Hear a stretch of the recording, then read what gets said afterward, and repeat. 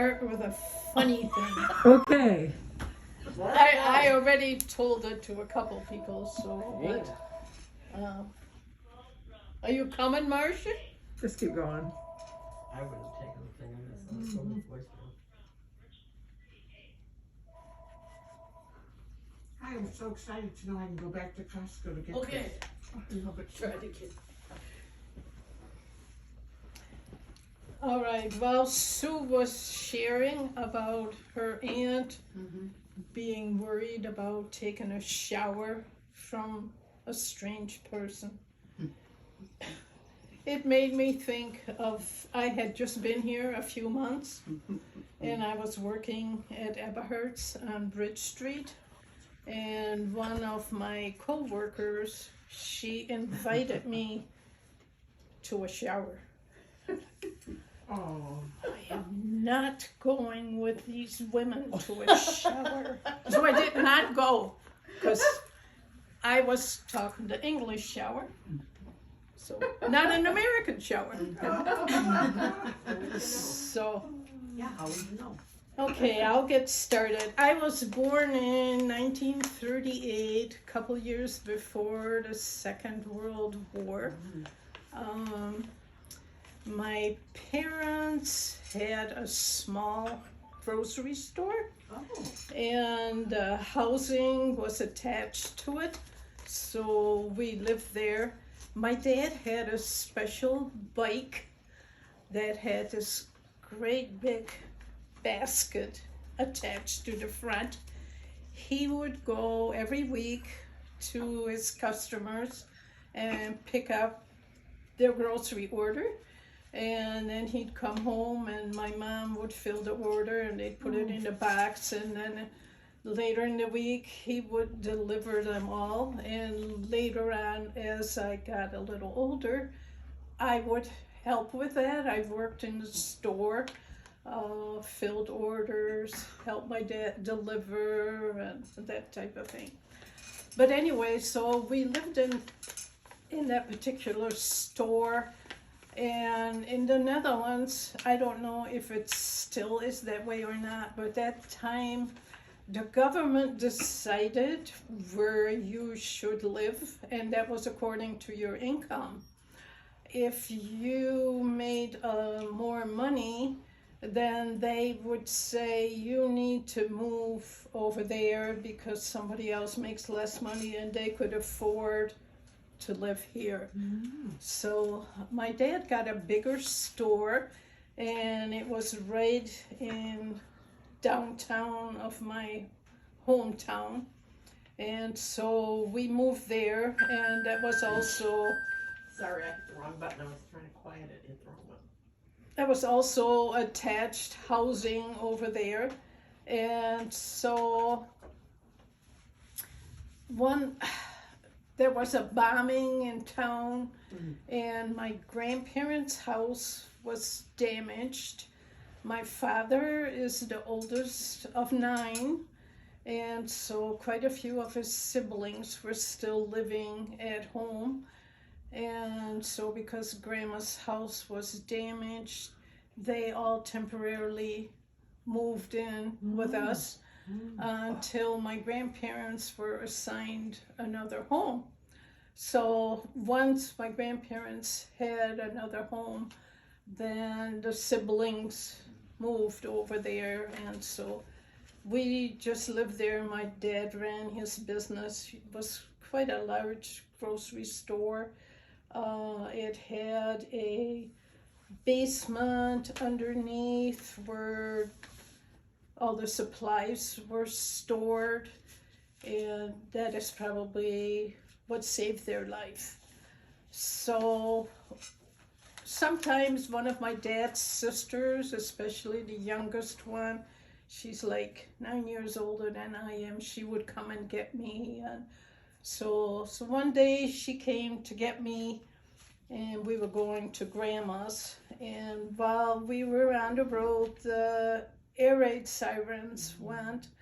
So the two of us ran to go to Grandma's, and when we got there, out of most Dutch houses, when you come in It's kind of a little hallway, and it has a coat rack, and all the walls were whitewashed. So most of them had a big cloth hanging down the wall under the coat rack. So because the sirens had gone, the three of us, my grandma, my aunt, and me, we went behind the cloth. And in my grandma's dining room, she had French doors. And when you looked out the French doors, you could see a ways away the artillery on top of a big building. And several bullets flew through the French doors. And so, and then the whole downtown was destroyed. There was a bomb that fell on the store across from my folks' store, and it detonated, and so everything was flattened. So we were at Grandma's. None of us knew if my parents were alive or not. All my aunts and uncles came to Grandma, and they were all talking, and so it was later at night when my parents came there, and I could still remember they didn't have nylons, they had whatever that was, rayon hose or something, and my mom walked in and the knees were out and she was just a mess. So, but they both were alive, and they had gone down the basement with their customers that were in the store. So after that, we needed some housing. So you have to wait for the government to give you housing. So there was a brother and sister. They were probably both in their 20s, and they lived in their parents' home. And I don't know if my dad knew them or what, but we stayed with them for a while, the three of us, until we were assigned a house. The three of who? And so we lived with this young couple, well, it was brother and sister. So the guy really helped my dad. He worked for the electric company, and the Dutch were quite, we couldn't have lights at night or anything because the Germans were occupying everything. So in the evening we would go upstairs, and they had drilled a hole in the bottom of the closet, and there was the radio. So every night we'd all lay on the hallway upstairs and listen to the radio. But this guy had given him, I don't know what they were, little metal things, so somehow we got light. So we lived there for quite a few years. Helen, how old were you then? I was probably about 6. So then we played outside every day. Saw the Germans come with their trucks on one side of the block and on the other side, and they'd get out and they'd go into every home, and they would, if there were men there, young men, they would pick them up. One of my dad's brothers had been picked up, and I have a letter at home that he wrote. It's about 7-8 pages long. It is horrible what he had to go through. They just treated these people terrible, but he managed to escape, and so that's where he met his future wife. He was they were out in the country, and there was a farmer who had a mill, and that's where they hid in the farm. So anyway, us kids, we would play outside, and we'd see the planes going over. Sometimes we'd see bombs coming out of the planes. It was just strange. And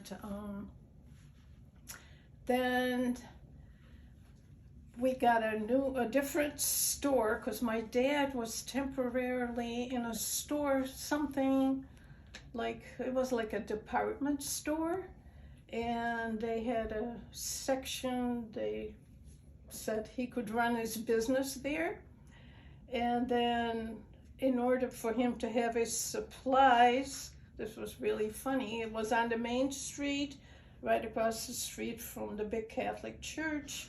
And in the back of the church, they roped off a section, and that's where my dad's extra grocery supplies were. And while my dad was sitting at his desk in this particular store, a bomb fell in front of his desk and did not explode. So that was the second time. Then we got a store in downtown, again, a smaller store, and we lived upstairs from there. And while we were there, I went to school, and then when the war was over, the last day of the war, my mother's youngest brother was shot to death.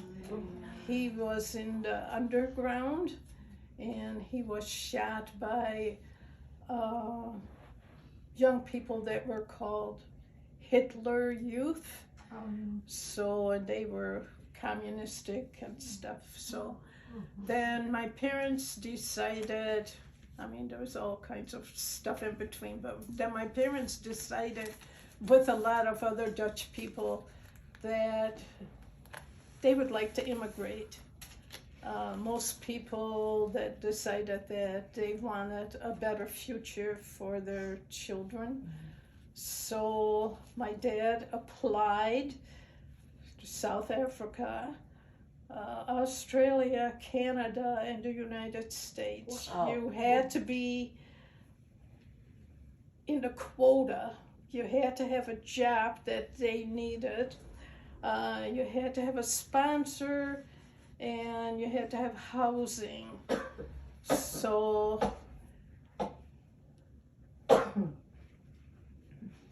you okay?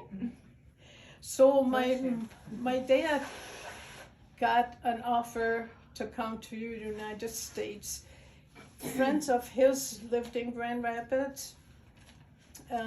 We were members of the Netherlands Reformed Church, which is not anything like the Dutch Reformed Church here is. So then through the World Council of Churches, we were sponsored, and because my dad's friends lived on McReynolds, we think that that is how they picked Trinity Church and asked them. I don't know, but that's what Makes we were sense. It's assuming. close. So then we came over here. My mom, before we came, my parents hired my high school English teacher, came to our home twice a week to try to teach them English. And then my mom said, I want to be there before school starts, so we're not going on a boat. It'll take too long. And so, and before we could make all those plans, we had to come for a whole day to The Hague in the Netherlands. It was an all-day event. All 5 of us had to go. We had complete physicals. We had individual questions all by ourselves with all these people, and How old Like- were you then? they would ask us questions How about, old were you I was about 6 or 7. when you came over here? No. When I came over, I was about 15, 16 at that time. So they were asking, are your parents involved with the Communist Party? And all these questions were asked of all of us. And then we got the okay. So then we had to make arrangements.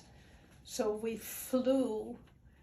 It was the first time for all of us to be on a plane. We flew from Amsterdam to Shannon, Ireland, to Newfoundland, to New York City. Wow. So my brother was sicker than a dog, kept throwing up.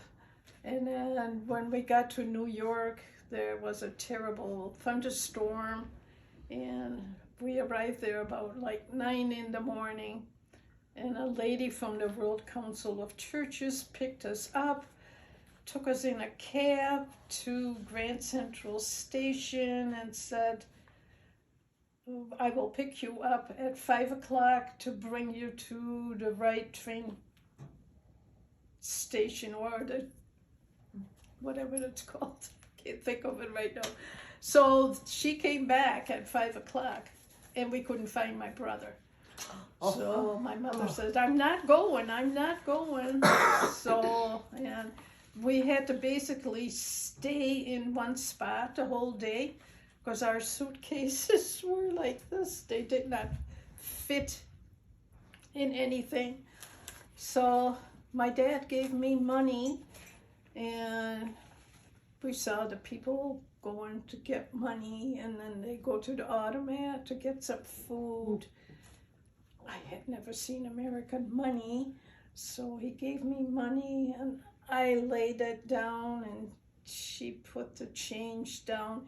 Well, the person behind me already held his up, so she laid his down, and I'm thinking maybe that was mine too, but I was told not to. So anyway, we were trying to find my brother. He was just roaming around. He was 9 years old. So we found him, and she got us on the train. We rode the train all night to Grand Rapids. Got here at noon the next day.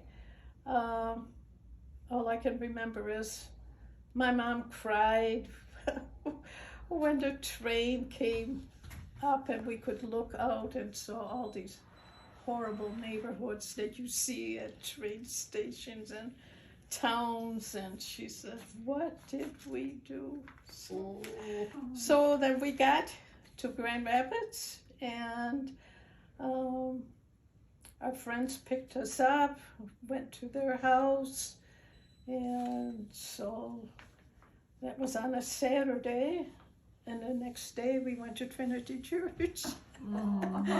So, and then Reverend Van Soest during the week took my dad and wanted to help him, take him to some furniture stores so we could pick some furniture out. And so we didn't get anything from church, in case that wasn't the deal. So then he said to my dad, let's stop for a beer. And we never heard the end of that because it was the root beer. So, which they do not have in the Netherlands. So that was kind of something that was fun for us. And couldn't get over how wide the roads all were. It's just unbelievable. And I don't know, I got real patriotic. Oh, I'd get tears in my eyes, and then I loved it in church when we sang, oh, beautiful for spacious skies, and amber waves of rain, and the national anthem, and I still feel that way. Good. I don't know, the only thing we didn't like was the bread. It was too sweet. There was too much sugar. Dutch people make really good bread. And I think that's why my mom went and bought bread pans, and then she made the April Hill was popular then, so she baked that every week. And my mom had trouble with saying the CH. My kids always laughed about that. Grandma had chicken. And she had to write some checks. So, and, but while we were here, Marion and John went to school, to Westside Christian, because there were some teachers there that knew Dutch that helped them along. They went there for 1 year, and then they went to Harrison Park. My mom and dad and I took night classes at community college. They had classes. It was English for immigrants. So, yeah, that's about all I know, unless you have questions. Did you already speak English though? Because you said you took English classes in the Netherlands. So you already knew English? If you go to school in the Netherlands and you're going to high school, it's required. It's English, French, and German. It's required. But besides probably not enough Dutch. to be conversant. No, that's where you learn what a shower is. Yeah. So, and so I remember when I got a job almost the following week at Eberhard's in the produce. That was in the days where if you wanted a pound of beans, then the clerk in the produce would weigh them for you. Okay. That's how it used to be. I was used to that but I remember my thing that I kept saying, yeah, sure. Yeah, sure. I said that a lot. So Where did you live? That's what I was going to say. we lived on McReynolds. Okay. Upstairs. Over by Betty and Bill? B- Over by Freiberg's? No, the other side of Leonard. Oh. We lived between 12 and 11. Oh, by my church, by Alpine. 10. My mother did housekeeping for the minister of Alpine. Oh, Yeah. yeah. What did your dad do when he got here? My dad worked at the dairy department at Myers on Eastern. And when I got a job at Eberhard's, they first sent me all the way to State Street. So I had to take the bus there. That was fun. Because first I didn't know how to get back to downtown, so I walked. But I made it. And then they transferred me to Bridge Street. So, and I walked there back and forth every day to work. So, any other questions? I have one. Tell me your mom and dad's name. I can visualize them at Trinity, but I can't think of their names. Emma and John Locke. That's Oh, it. okay. Emma. So John, your brother, was 9. How old was Marion? Marion was 12. And you What year were, did you come back here? yeah, what year? We came in 56. 57. Oh, So it was well after the war ended. Mm-hmm. Yeah. 56 is when we had that bad tornado. Yeah, it had just happened. That's when I started at Trinity in 56. Oh. But you already... Really? What year did you get married? 57. Yeah, because I only remember you as a mom, you know. And I had When I was a kid. Mrs. Groders. Yeah. Delia Grover. Delia. Julia Groders. Oh my gosh. And her granddaughter, I know her at Orchard Hill. And I have seen her daughter-in-law, Luella. She would come last summer with her daughter to church. And Luella is my friend Linda's sister. Hmm. And I just had lunch with her last fall when she was here. What's her last name? Luella. Groders. Groders. Oh, She was married to John. John. Yeah. So you came here in '56, and you met Clancy and got married the year later? Uh-huh. Oh my goodness. He was working at Eberhard's too, Yeah. right? He was my boss. She married on up, got the That's boss what right John away. and John was my boss. right. Oh, really? Right. Oh, my goodness. Yep. So, So I don't know if I missed anything or not, but I think you did great. I Thank think you you. did great.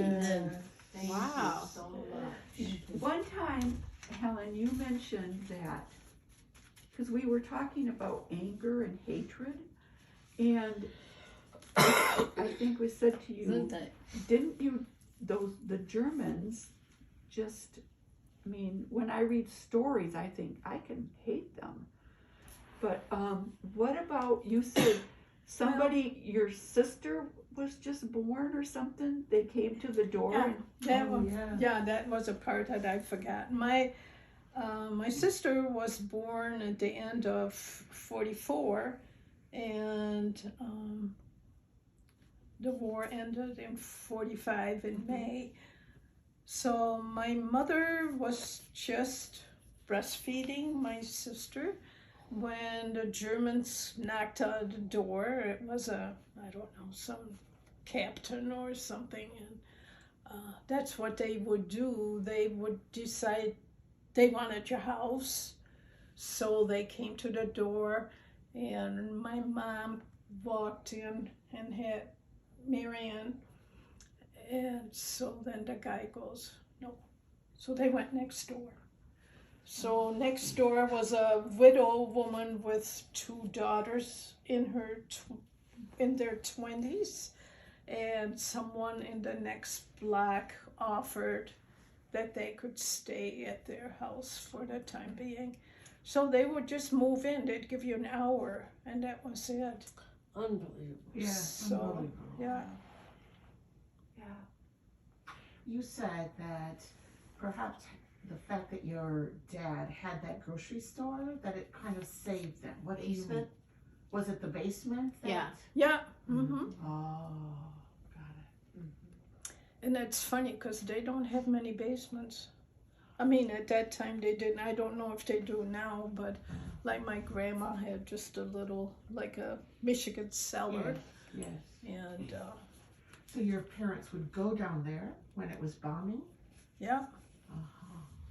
that's where they went when the air raid sirens went. It's a horrible noise. Yeah, scary. Helen, So, what part of the Netherlands, what city? I'm from Hengelo. If you look on the map and you see Amsterdam and you just go right, and we're about maybe 5 miles from Germany. Oh. It's straight, it's okay. east, so it's kind of in the middle, like, in the, so. So that was probably an easy entry for them. Mm-hmm, yeah. How big are the houses in Holland, in the Netherlands? How big? Yeah, do you have 2 stories or just one? Well, when we, the last house where we lived, the store was on the main floor, and our living room and kitchen and dining room, well, we didn't really have a dining room, a living room and a eat-in kitchen and a half a bath. I never lived in a house that had a shower or a tub. They didn't have that. And then above that were the bedrooms. Wow. So slept on the 3rd floor. So yeah, trying to think of what else. Yeah, better look at my notes. And you went back, you've been back to visit, right? I have been back to visit, yeah. Oh, I loved the music. The first, when I was at school, in high school, and we had English, that teacher taught us an English song. So, and it was "What a Friend We Have in Jesus," and it was like, oh, that was a beautiful song, you know, because we were used to those dreary, not very pleasant songs sometimes, but most of the time. So I'll tell you something about when I went to Sunday school. It was usually not connected with the church. Sunday school was someplace separate, and so. But then at Christmas time, they would all meet in the main church. And so if you were real good and you came all the time, we always got a book. I have several of them yet. And we got an orange. And we were in the church, and usually the minister's wife would tell a story. And the church, the steeple was high, and they had this huge live Christmas tree with candles. And there was a wick from the first candle. And that went all the way up there, and then here was a bucket, and there was a bucket with a long stick with a sponge in it with water, and so then all the lights were turned off, and they'd light the first little candle, and I can just visualize seeing this little flame going all the way up. So, lovely and dangerous. yeah, that would never happen nowadays. But it was special, I tell you. So, Helen, you said when you came here, your brother and sister went to the schools, but were you already out of high school in the Netherlands at 16? Oh, okay. Yeah. So you already had that done. You didn't have to go to regular school. I get it. that's why when I went to the Netherlands with my sister, they always said they could hear it on my accent, but not on theirs, because I never went to school here. And so when we traveled by bus over there, I always said, I'm not opening my mouth, you just speak. So which worked fine. So, yeah. So, Well, thank you. yeah, you're welcome. What a gift. Thanks. Thank you. So